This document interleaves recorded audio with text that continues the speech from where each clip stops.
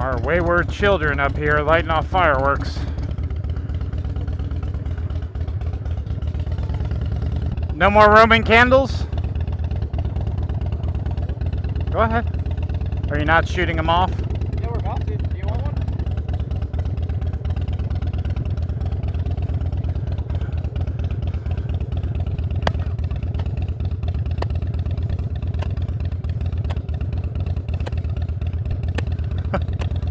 Happy 4th of July, y'all. America.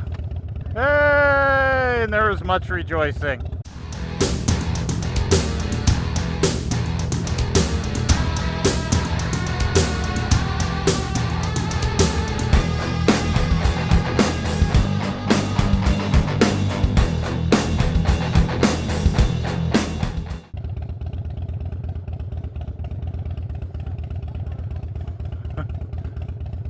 Yo! Watch the tree, homeboy.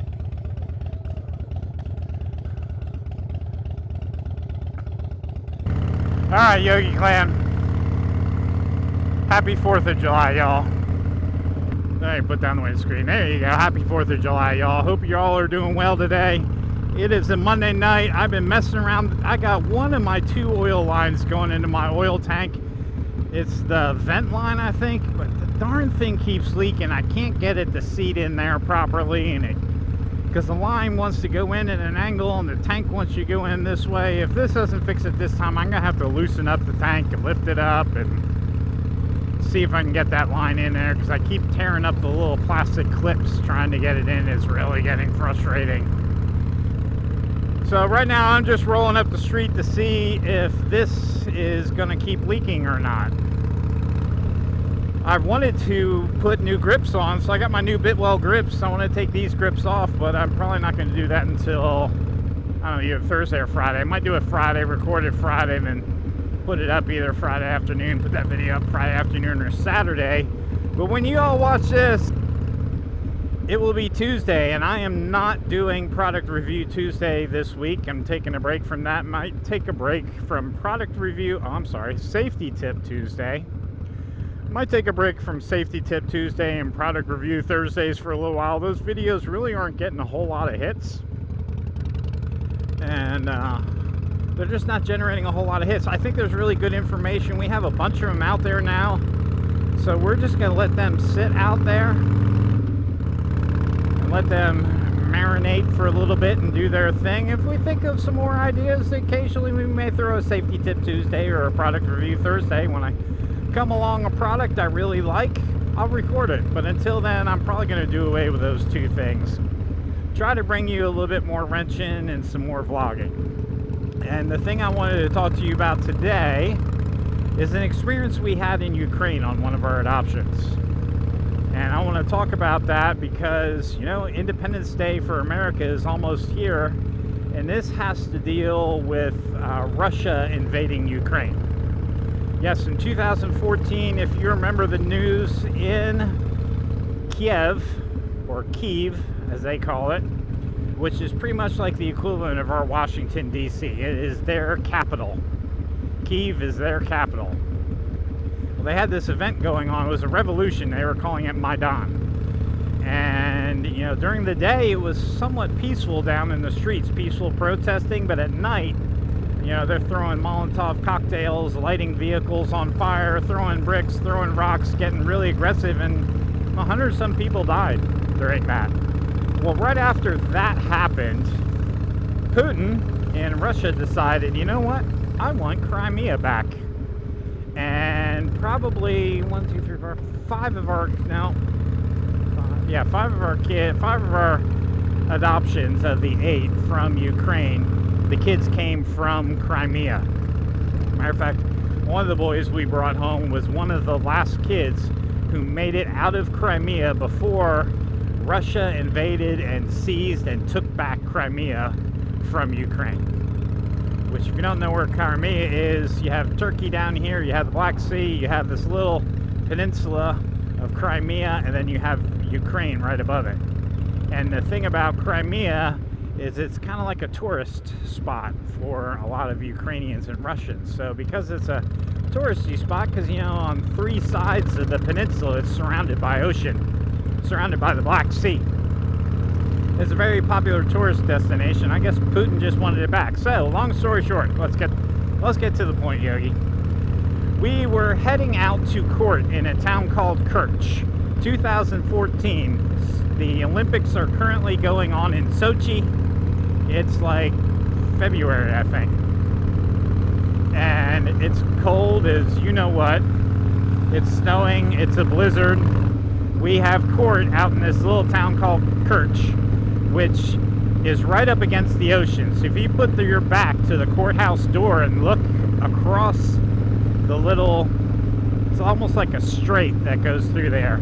The land you see on the other side of the water is Russia. And about 40 miles past that was Sochi, where the 2014 Winter Olympics were. So we were out there one day for court. Everything's hunky-dory, not a problem. We head back to Sevastopol, which is the capital of Crimea, which is where we were, no, I'm sorry, not Sevastopol, Simferopol, which is where we were staying, where our apartment was. And along the way, you pass a town called Sevastopol. Sevastopol is where the Ukrainian Navy docks all their ships. Well, Russia rents some of these docks from the Ukrainian Navy, and they dock some of their ships too. So as we're driving down the road, coming the other direction to pass us, heading towards Kerch, are 8 military vehicles. They look kind of like a combination of a tank and a Humvee. If you put those two things together, they're heavily armored military personnel. They had 3 big rubber tires on either side. Total of 6 tires. They're personnel carriers, but they're heavily armored. Had to be Russian. They're heading towards Kerch as we're heading towards Simferopol. So we get to Simferopol. We decide to go out to dinner. We didn't really think much about those military vehicles passing us. We go out to dinner, you know, we enjoy ourselves, have a really good time. We get back to the apartment. It's 11 o'clock. My wife gets on Facebook, and it was me, my wife, and our facilitator, Marina. So we're all hanging out, having a good time. And Janice gets on Facebook and goes, Marina? And she's like, yeah? She goes, there's a message on Facebook. Somebody just posted that the Russian military just seized the airport in Simferopol.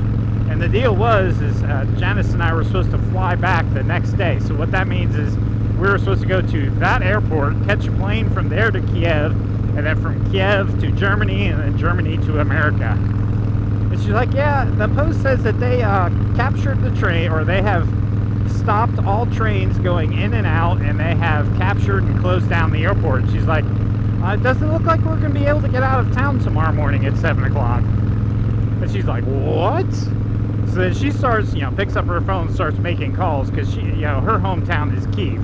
She lives in the capital of Kyiv. So by then, the guy who had driven us the 3 hours out to Kerch, it was a Friday night.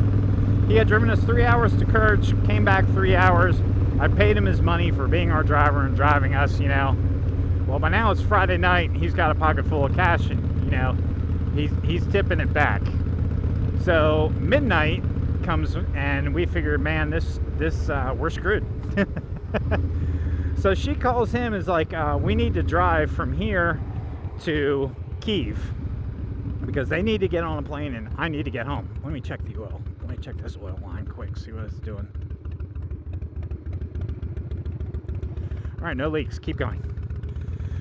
So she calls the driver. He's 3 sheets in the wind. His son, who's probably early 20s, is still okay. He hasn't been drinking at all. He's good to go. But this boy is like 6'4", 350 pounds. He is a big boy. He is a big boy. Any motorcycle club would be proud to have him as a foot soldier. He's a hoss, man. He's a corn-fed, potato-fed, big old boy.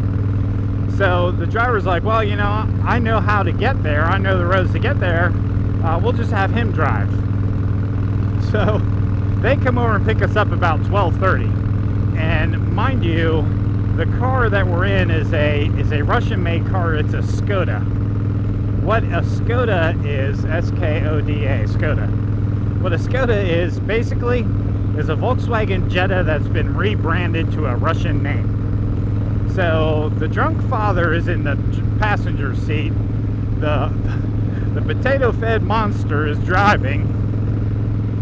I'm on the right-hand side behind the father. My wife is in the middle, and Marina's in the back, and all three of us are in the back seat for a 10.5-hour drive to Kyiv from Simferopol in Crimea. So yeah, I was stuffed in the back of a Volkswagen Jetta for 11 hours. We made it to, well, it was probably 10.5 because we made it there to the airport by 11 o'clock. Like, we did not stop at all. It was like a splash and dash for fuel. But the interesting part of it all is when we went up Crimea and we hit the mainland of where Ukraine was, it was basically a 4-lane road like this. Except there was no grass median. It would just be 2 lanes here, 2 lanes there.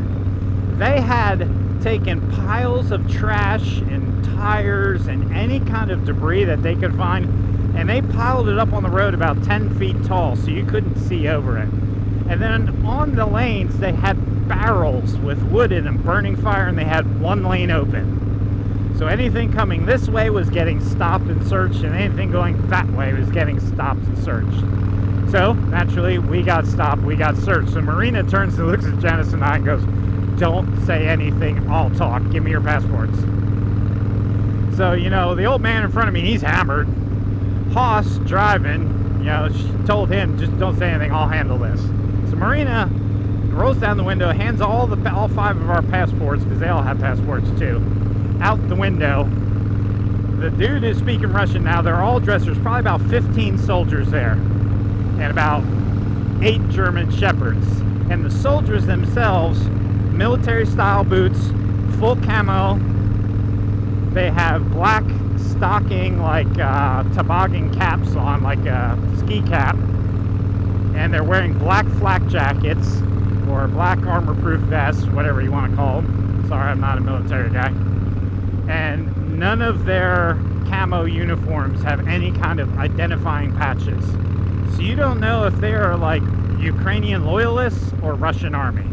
My thought is it's Russian army, because the Ukrainian loyalists wouldn't have known what to do. The Russian army had to come in, you know, make their presence known, lock everything down, secure it. They're probably like Russian special forces is really what it was. They came in, they invaded, they secured everything. Ukraine didn't put up a fight, and then once they got everything secured, then the Ukrainian loyalists who are loyal to Russia came in and provided assistance once they had everything locked down and secured. So we're detained for probably about 10 minutes, to which then they make me and Janice get out of the car. They make everyone get out of the car. They search the vehicle, they search the trunk, they search through our luggage, and then give us the nod, give us the okay, give us our passports back. We get back in the car, we're gone.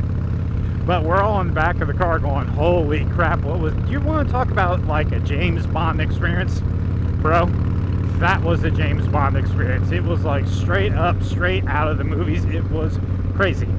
They're all speaking Russian. Thank goodness they didn't ask us a single question. I think they're just looking for weapons moving in and out of the area, and or maybe certain people. I don't know. But they had the whole place on lockdown. Hey, here comes a motorcycle. Harley. What's up, bro? Road King action. So they had it all on full lockdown. So 2 weeks goes by, because there's a 10-day wait in between court and when you can take custody of the kid, in case there's any family members that want to dispute the adoption. 2 weeks goes by, and it's time to go back to the country to get this kid and bring him home. I couldn't go at that point in time because I'd already missed like 5 weeks of work. So my wife went with my oldest son, and they flew in, and by now the trains are running again. So they flew into Kyiv, hop on a train and take a train down. Well, when they get off the train at the train station in Simferopol, there are, she says, approximately 50 soldiers there and probably about 20 German shepherds. And she goes, they're searching everything. So they stopped my son, who now is about 20, maybe 21. And the one Russian officer is like yelling at him because, here's an adult male, and he's grilling Evan. And basically what he was asking him for is, open up your suitcase, give me your vodka, is what he was saying. And Janice was getting in his face like, he doesn't speak English, he doesn't speak English. And the guard was like ignoring her and like focused on Evan until finally like Mama Bear kicks in. She's like, no English! To which then he's like, huh, what? Oh, okay. And then he lets him go. But after she got away from the train station, because that's really where the concentration of the soldiers were, at the border and entrance points, at the train stations, at the airport. But through the countryside, there were no soldiers. So she didn't really have many more experiences with them unless she had to take a train somewhere, which she wound up having to do once she got custody of the child that we adopted. They got on the train, they headed back to Kyiv, but they weren't really hassled too much. But the whole experience was just kind of trippy, man, because obviously being an American, I never had any interaction with the Russian army before, and now I'm in a situation where they're taking over a country, or a portion of a country that I'm currently in. And if you've also been watching the news, if you look up and down the eastern side of Ukraine, like where Donetsk and all those other little small towns are, they're still fighting a war there to this day. I mean, basically what happens is they lob some bullets at each other daily, they lob some mortars at each other daily. I don't think really a whole lot of, there's still people dying, but it's not like they're fighting. I don't want to take away from it. Yeah, they're still fighting a serious war, but it's not like, you can watch updates. Excuse me. If you tune into Vice News, you can see updates of what's going on there currently. But the whole point of talking to you about this on 4th of July, the week of 4th of July, is just being thankful for our independence, that we don't have to go through those things here. I've met a lot of orphan kids through this hosting program who come from those areas, and they're orphans because they've lost family members. There's a lot of starvation in that area because food's not getting in like it should be getting in, because they're in a conflict zone, and there's not really much news and publicity about it anymore, but it's still going on, and families are still being torn apart, and it's still affecting the kids. The orphans in the orphanages that they were in, they had to shuffle orphanages around and move kids around because the Ukrainian soldiers who were coming in basically said to the kids in the orphanage, get out, we need your beds. And we're using this building as a dormitory. Oh, look, grass in the road, somebody's gonna die. Oh, we made it. What do you know? It didn't kill us. That's amazing. So, kids are being kicked out of orphanages so soldiers can take it. Soldiers, I'm sure, are taking advantage of some of the Ukrainian orphan girls in ways that they shouldn't be. I mean, that's part of war, and my heart goes out for those kids who were displaced, or the kids who are affected by that trauma. But long story short, my freedom was not affected. Didn't really affect me, other than the inconvenience of not being able to fly in a plane or take a train.